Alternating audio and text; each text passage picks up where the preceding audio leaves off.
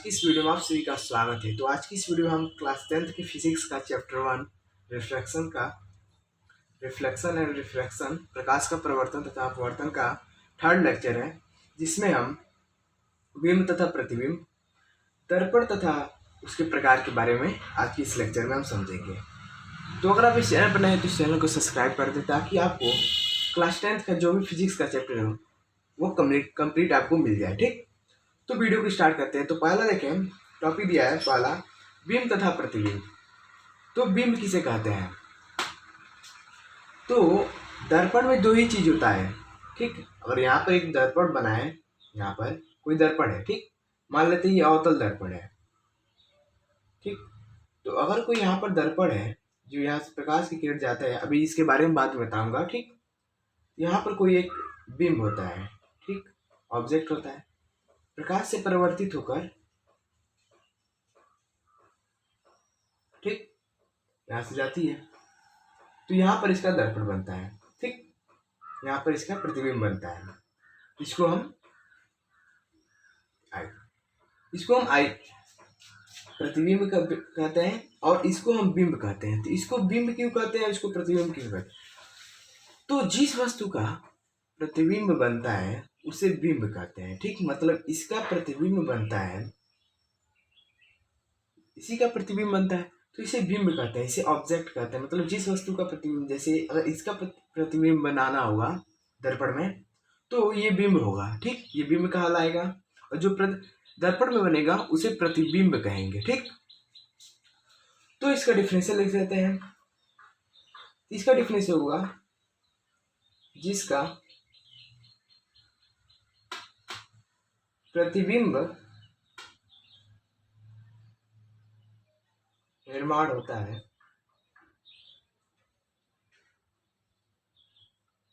उसे बिंब कहते हैं, उसे बिंब ऑब्जेक्ट कहते हैं। ठीक, आई होप आपको ये बिंब वाला कॉन्सेप्ट क्लियर हो गया होगा। अब इसके बाद प्रतिबिंब देखते हैं। इसके बाद प्रतिबिंब,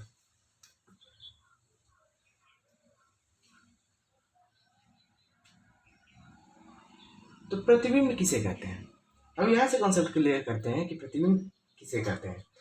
तो यहाँ पर अगर हम देखें तो यहाँ पर प्रकाश की किरण एक बिंदु से यहाँ पर, इस बिंदु से यहाँ पर जाती है और यहाँ से टकरा कर जिस दूसरे बिंदु पर मिलती हैं, या अगर उत्तल लेंस होगा तो मिलती हुई प्रतीत होंगी। तो एक बिंदु से जब प्रकाश की किरण एक बिंदु से जाकर प्रवर्तन के पश्चात दूसरे बिंदु पर मिलती हैं, ये दूसरा बिंदु है, तो दूसरे बिंदु पर मिलती हैं तो उस दूसरे बिंदु को पहले वस्तु का प्रतिबिंब कहते हैं। ठीक, कॉन्सेप्ट क्लियर हो रहा होगा।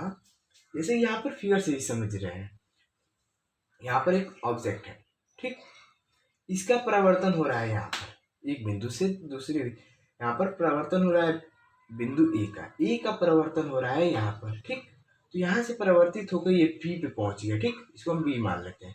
तो ये ए से बी पे पहुंचा परिवर्तन के पश्चात, तो ये बी जो होगा ये प्रतिबिंब कहलाएगा। तो यही कॉन्सेप्ट बता रहा था, तो इसको डिफरेंशियल के रूप में लिख लेते हैं। ठीक, तो क्या होगा, जब प्रकाश की किरणें, जब प्रकाश की किरणें बिंदु ए, एक बिंदु से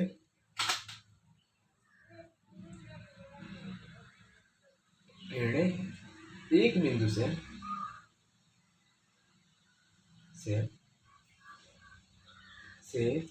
परिवर्तन होने के बाद,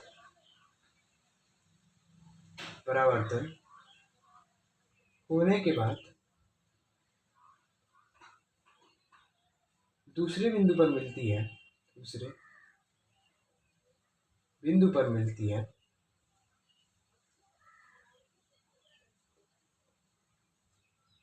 तो दूसरा वस्तु प्रतिबिंब कहलाता है। प्रतिबिंब मतलब इमेज कहलाता है। इमेज कहलाता है। आई होप आपको ये क्लियर हो गया होगा, इसलिए मैंने यहाँ पर एक इमेज बना दिया ताकि ये डाउट आपको क्लियर हो जाए। जैसा कि हमको इसी से पता चल जा रहा है। और बिंब को देखें हम, तो जिसका प्रतिबिंब निर्माण होता है उसे बिंब कहते हैं, मतलब इसका निर्माण हो रहा है। ठीक, प्रतिबिंब को देखें तो जब प्रकाश की किरणें एक बिंदु से जाकर परावर्तन के पश्चात दूसरे बिंदु पर मिलती तो दूसरा बिंदु प्रतिबिंब कहलाता है। Concept clear? ठीक, ये तो मैंने एक ऑटो लेंस का लिया था। अब इसके बाद एक प्रतिबिंब दो प्रकार के होते हैं। ठीक, प्रतिबिंब दो प्रकार के होते हैं। यहाँ पे लिखते हैं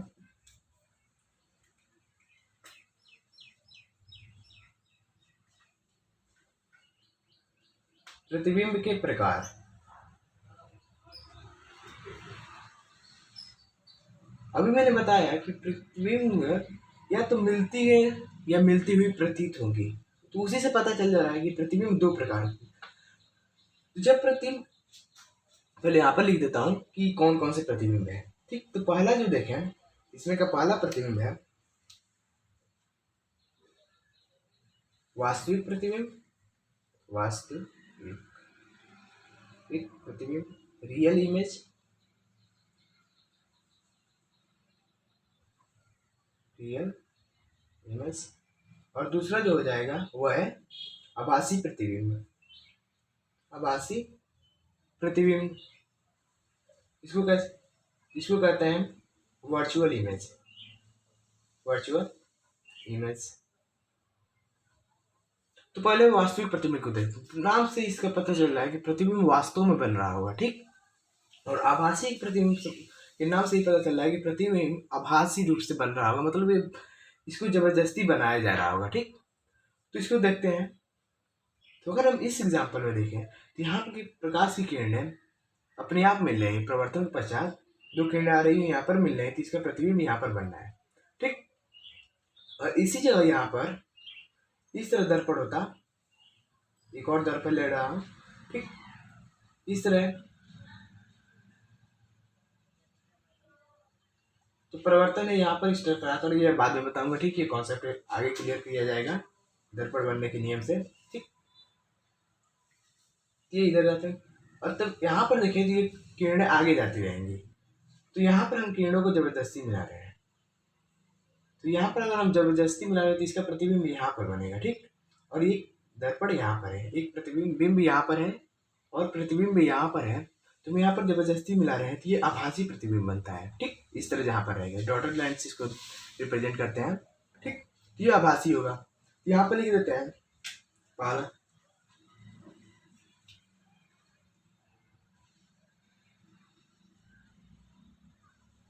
वास्तविक प्रतिबिंब।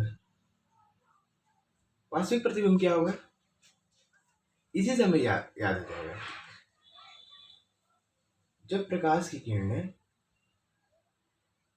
जब प्रकाश की किरणें वास्तव में किसी बिंदु पर मिलती है, वास्तव में किसी बिंदु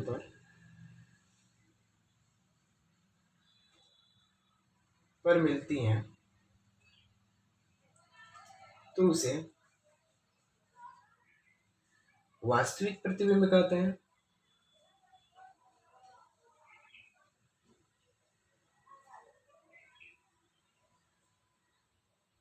ठीक, इसके बाद दूसरा है, यहाँ पर जो भी मैं लिख रहा हूँ ये नहीं कि आपको इसी तरह याद करना है। ठीक, हमको कंसेप्ट केवल क्लियर करना है। कंसेप्ट क्लियर हो जाएगा तो डेफिनेशन हम खुद बना लेते हैं। ठीक, यहाँ पर जो भी इस तरह लिखा हूँ इसको दूसरे तरीके से भी लिखा जा सकता है। ठीक, इसको भी दूसरे तरीके से लिखा जाता है, बहुत से तरीके होते हैं। ठीक, कॉन्सेप्ट अगर क्लियर हो जाएगा तो डेफिनेशन कोई जरूरत नहीं याद करने की, केवल कॉन्सेप्ट क्लियर हो जाएगा तो केवल ये पता रहेगा इसको क्या कहते हैं, इसको क्या कहते हैं। तो मैं ये जो जितने भी डिफिनेशन है ये याद हो जाएंगे। ठीक, तो ये याद करने की जरूरत नहीं पड़ती है। इसके बाद है आभासी प्रतिबिंब।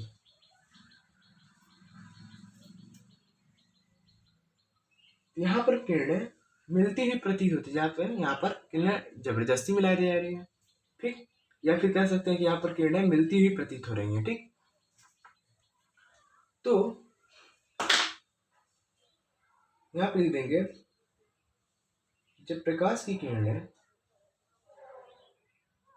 की किरणें मिलती हुई प्रतीत होती हैं, मिलती हुई प्रतीत होती है, तो इसे आभासी प्रतिबिंब कहते हैं, आभासी प्रतिबिंब कहते हैं। ठीक, जैसे यहाँ पर ये किरणें जबरदस्ती मिलाया जा रहा है, ठीक, यहाँ पर मिलती हुई प्रतीत हो रही है, ठीक, यहाँ पर किरणें नहीं मिल पाएंगी, ये किरणें जब भी जाएंगी तो आगे जाएगी, और इसका कॉन्सेप्ट अवतल दर्पण के निर्माण में बताया जाएगा कि प्रतिबिंब कैसे बनते हैं। ये कॉन्सेप्ट बहुत इजीली क्लियर करूंगा प्रैक्टिकल के साथ, ठीक, तो आई होप आप ये देखेंगे जरूर। ठीक, तो यहाँ पर ये कॉन्सेप्ट क्लियर हो गया, ये कॉन्सेप्ट क्लियर हो गया। अब इसके बाद हम दर्पण के बारे में देखते हैं, दर्पण तथा दर्पण के प्रकार। ठीक, यहाँ पर हमने बिंब और प्रतिबिंब के बारे में समझा, तो आई होप आपको ये क्लियर हो गया होगा। ठीक, और आपको नोट्स मिल जाएंगे। ठीक, अब इसके बाद दर्पण तथा उसके प्रकार को देखते हैं। ठीक, अब इसके बाद देखते हैं दर्पण के बारे में। ठीक, तो दर्पण का देखते हैं, यहाँ पर दर्पण, तो दर्पण किसे कहते हैं? जैसे अगर मैंने इसको बनाया तो ये कौन दर्पण है, इसे अवतल दर्पण कहते हैं।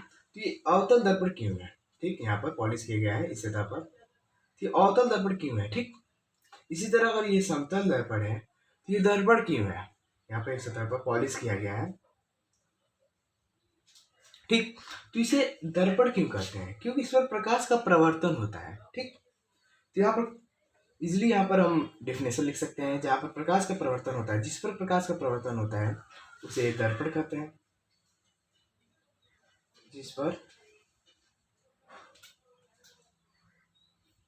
प्रकाश का प्रवर्तन होता है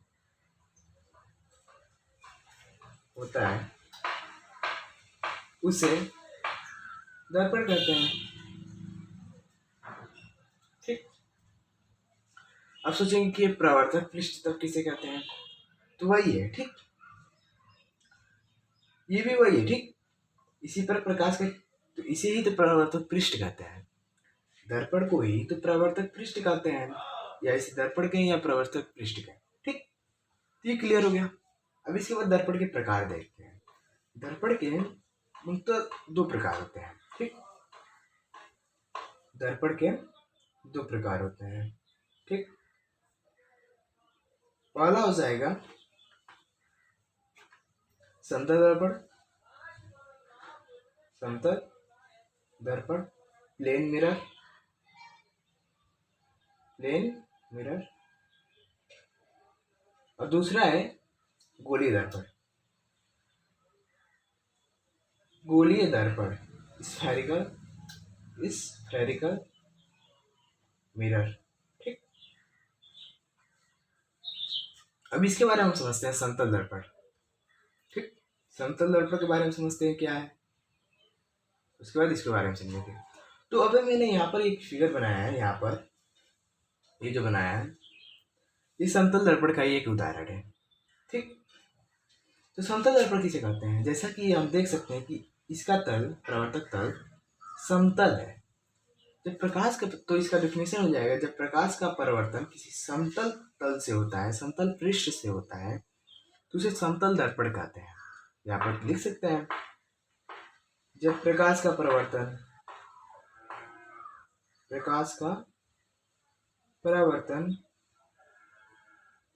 किसी समतल पृष्ठ से होता है, किसी समतल पृष्ठ पर होता है,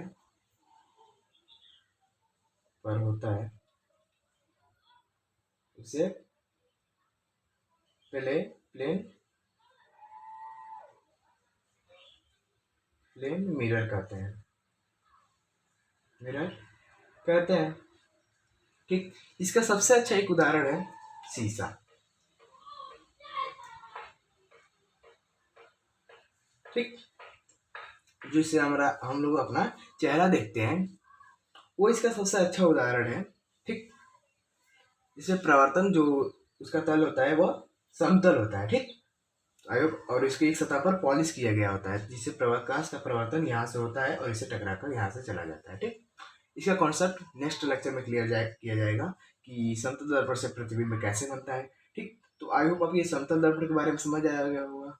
अब इसके गोली दर्पण के बारे में देखते हैं। ठीक, कि गोली दर्पण क्या होता है।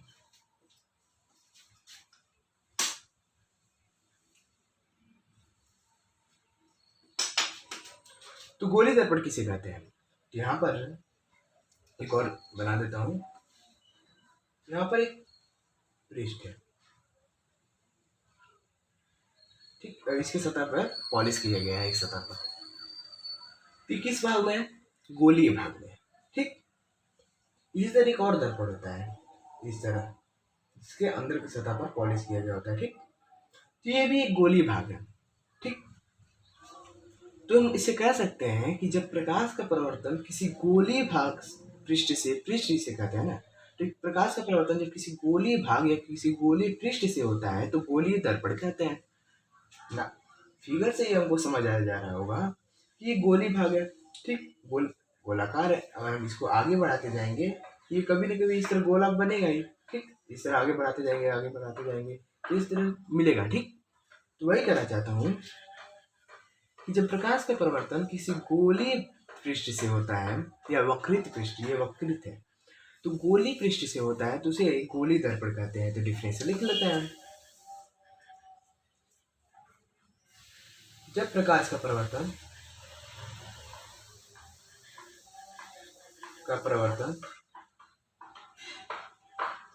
किसी गोलीय पृष्ठ से होता है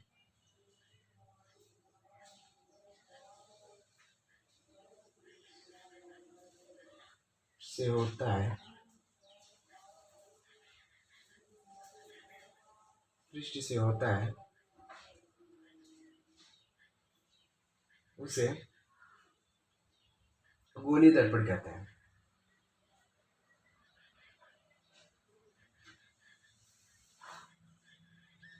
आई होप आपको ये क्लियर हो गया होगा कि गोली दर्पण और समतल दर्पण किसे कहते हैं।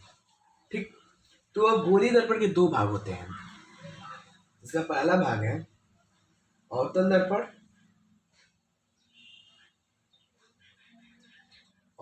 दर्पण, जिसे कनकेव मिरर कहते हैं। दूसरा है उत्तल दर्पण, जिसे कन्वेक्स मिरर कहते हैं। ठीक, तो अवतल दर्पण किसे कहते हैं। जैसे मैंने यहाँ पर ये फिगर बनाया तो ये अवतल दर्पण है, यहाँ पर ये उत्तल दर्पण है। ठीक, यहाँ पर देख सकते हैं कि इसकी एक सतह पर उभरे हुए सतह पर पॉलिश किया गया है, मतलब ये उभरा बाहर निकला हुआ सतह है, उभरे हुए सतह पर पॉलिश किया गया है और ये भाग धंसा हुआ है। ठीक, तो धंसे हुए भाग से यहाँ पर परिवर्तन होता है। ठीक, यहाँ पर धंसे हुए भाग से यहाँ पर परिवर्तन होता है।